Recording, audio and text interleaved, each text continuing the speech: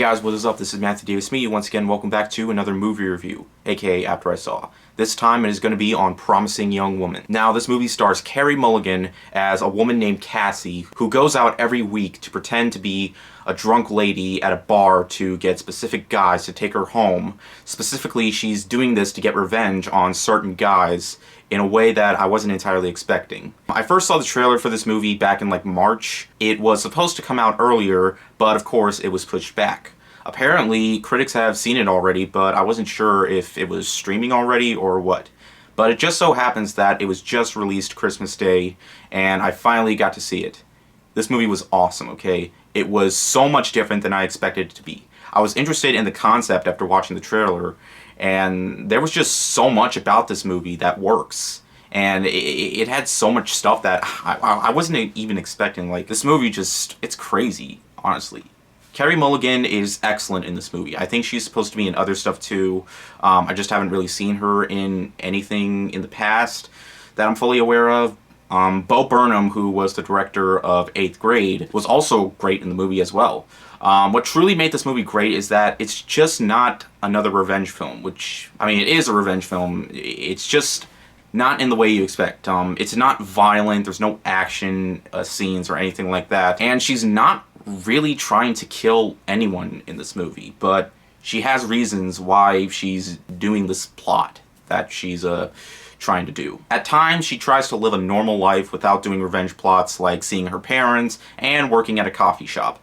A guy tries to hook up with her to have a normal relationship with him, but we learn more about things happening that prevents things from being normal for both of them. Another thing is this movie is completely unpredictable. When it came to certain aspects of the movie, I thought I knew what was going to happen, but then things changed, so I never knew what was going to happen anymore. There are other characters Cassie interacts with who are somewhat relevant to what she's trying to do. Each aspect was actually pretty interesting and had me invested throughout the runtime of this movie. Now, one thing that is going to be really hard to spoil is the last act of the movie.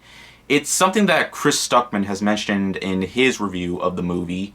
At first, I was confused at the end. It had me thinking for quite a while after the movie was over. But after thinking about it for a while, it really started to make a bit more sense.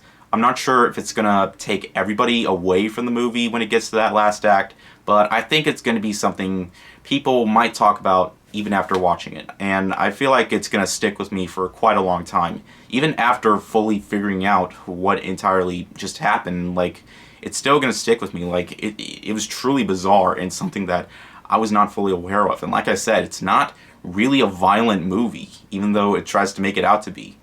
Promising Young Woman is an excellent take on the revenge thriller genre. It has twists and turns I wasn't expecting, the performances were great, it's a great drama, comedy, romance, and thriller all mixed into one. And yeah, there were times where this movie could be funny, and sometimes it was funny, like in that good type of way. The dialogue was interesting, and surprisingly, it was well paced too, at least for me, and it never felt like it was dragging on way too much. This is one of my favorites of the year, and I highly recommend it. I'm going to give Promising Young Woman a 4.5 out of 5. It might get better for me over time, but for now, it gets a strong 4.5 out of 5, okay?